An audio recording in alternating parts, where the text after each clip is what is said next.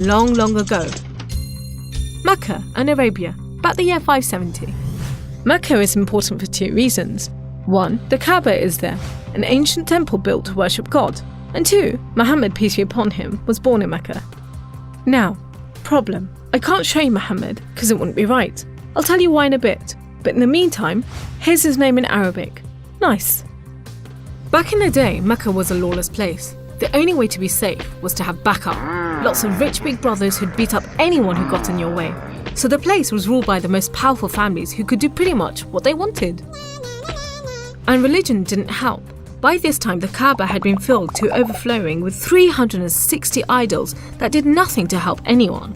So it was a tough place to grow up if, like Muhammad, you were a poor orphan and believed in just one God you couldn't see, like the Jews and the Christians.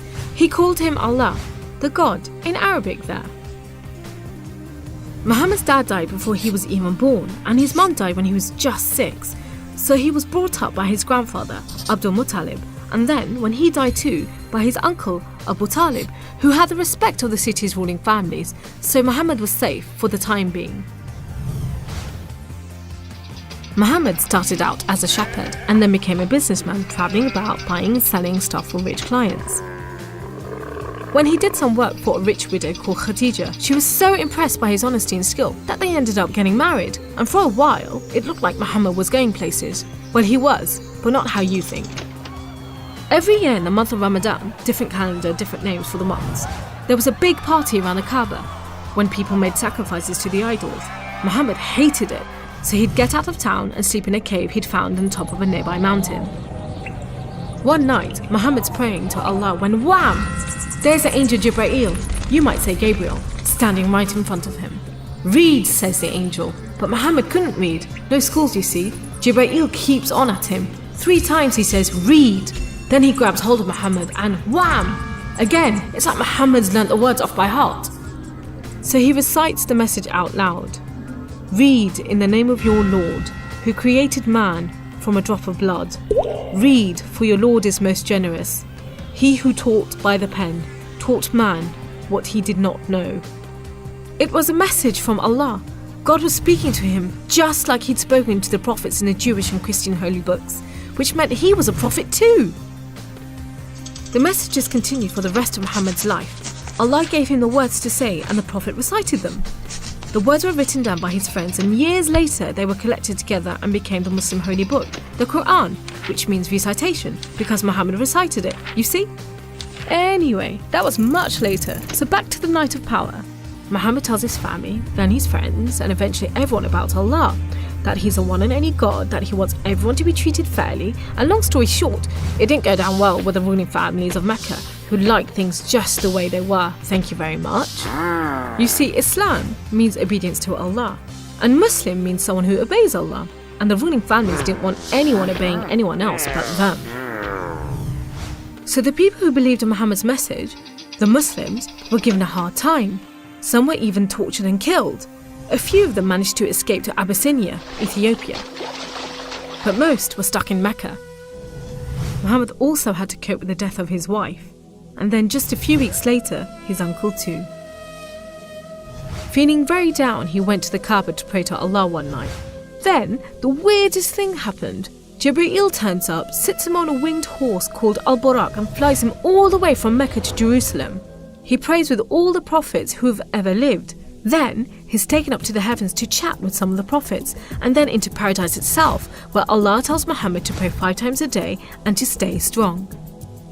He's returned to Jerusalem and then flies back to the Kaaba in Mecca.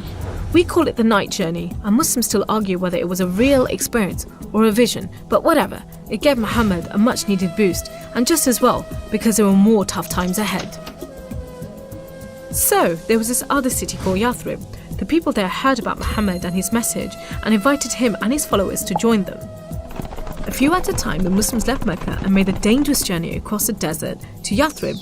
It's known as a hijra, which means migration, you know, like birds do. Muhammad and a few of his friends stayed in Mecca until everyone had got away and then made plans for their own escape. But the ruling families wanted to kill Muhammad while they still could, so 7 sons, one from each family, was sent in the middle of the night to stab the Prophet while he slept. but he was way ahead of them, and when they burst into the house, Muhammad was gone. Trackers were sent out to hunt him down. Muhammad and his best friend Abu Bakr took a roundabout route to try and shake off the pursuit, but the trackers were too good and slowly gained on them. So Muhammad and Abu Bakr hid in a cave and prayed that no one found them. The trackers found the cave all right, but they didn't bother going in to search. There was no way Muhammad could be inside, they thought. There was a spider's web over the mouth of the cave and a nesting bird at the entrance. He must have given them the slip. So off they went, leaving Muhammad and Abu Bakr protected by a spider and a bird. Muhammad made it safely to Yathrib, which was renamed Medina al-Nabi, the city of the Prophet, but most people just call it Medina. But Muhammad's worries weren't over yet. There were 3 big battles between the Muslims and the Meccans.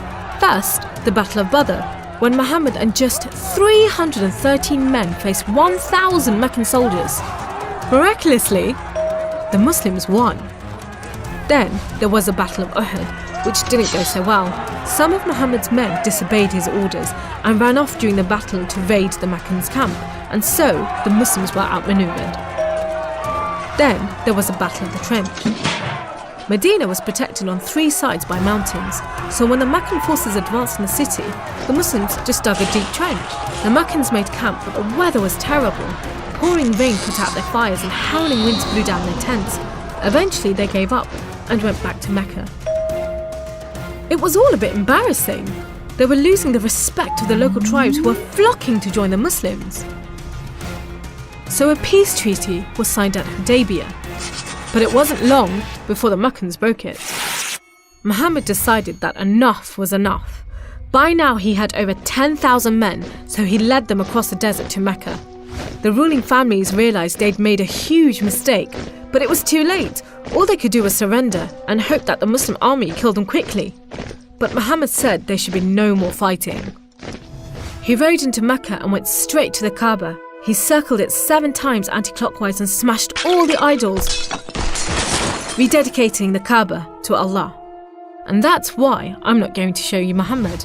The Muslims wanted to make it totally clear that they only worship the one unseen God. So they didn't have any pictures of Muhammad in case anyone thought he was an idol, and they didn't have any pictures of Allah because he's like nothing on earth. So it would be impossible to draw him